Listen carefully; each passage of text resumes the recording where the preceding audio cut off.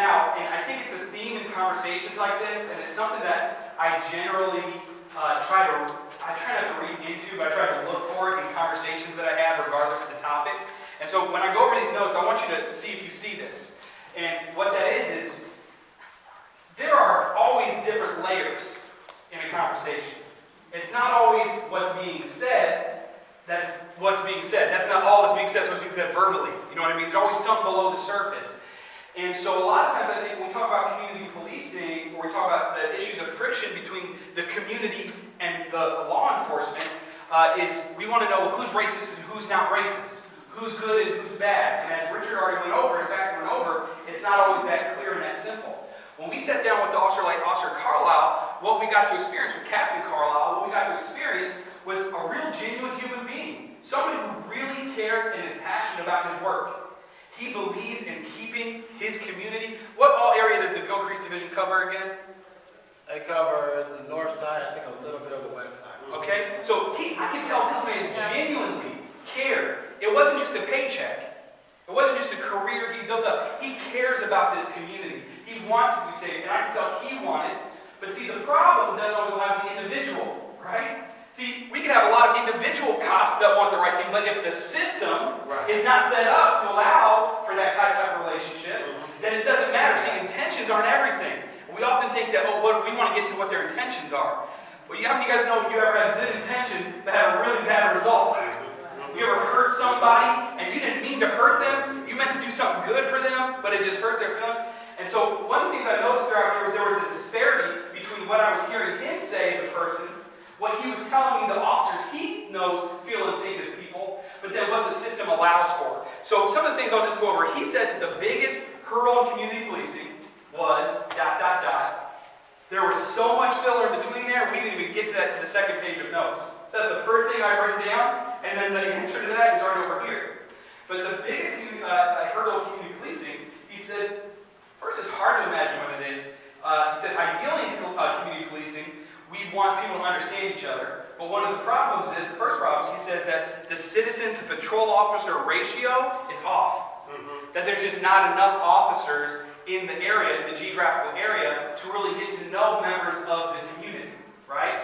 And I don't know how many of you guys were able to attend the meeting that Mayor Bynum had right after the election, before he was actually put into office. One of the things he said, he had a lot of plans for community policing, but they wouldn't be able to be fully realized until about 2025, when we had a certain amount of officers. So that was something I heard between the two of them as well. So he said, he talked about how the Gilcrease Division is divided into 3 shifts, right? And each of those shifts has 3 geographical squads. So I want you to imagine this. 3 shifts throughout the day, and each of those shifts is broken up into 3 squads with about 6 to 8 officers per squad per shift, right? So 6 to 8 times 3, I went to Philadelphia Public Schools. I didn't get good at arithmetic, so someone can do the math on that, right? 6 to 8 times 3, whatever that is, policing the entire community of North Tulsa and a little bit outside of it, whatever the Gilcrease Division covers. And so he said that a fewer police makes it harder to police the community. Will come from any. The one thing he said that was really interesting. We said if they are invited, if officers are invited, they will make sure they attend any community event That's that true. is put on. And so that's one thing that I was surprised to hear, because I felt like it would be pretty rare to get an officer out to a community event. So that's one thing that all of y'all can take home as far as what can I do. If you have an event, a block party, a barbecue in the neighborhood, or whatever that is, get an officer out there to just come and share in fellowship and share in a meal or just hanging out, because when you can see people at that level, when they're not trying to bust you for a speeding ticket, right? Or for like, Build a relationship. Build a relationship. So, go ahead. I want to get to the meat of what he said, that the biggest problem is. And basically, I summarized it, because he said a lot more, but I read my summary back to him, and he said, yes, that's correct. So I don't want to, put words in his mouth. This is essentially what he said. Is that it's a two-sided difficulty. The biggest difficulty is the disparity of understanding and the lack of familiarity about each other's lived experience, right? So he said people just don't understand each other. Officers that are policing the community don't understand where the people in that community are coming from, and they don't understand where he's coming from. Yes, ma'am? What I've seen is the total lack of compassion. When you have an officer come out to they are just so rude and hateful. Yes, yeah, yes, sir. And I would like to piggyback on what she's saying. That is so very true. And the reason why that is, if you don't live in North Tulsa, you live in Jinx, Yeah, you live in Owasso, yeah. those problems that they have in those communities are nothing like what might be going on in North Tulsa.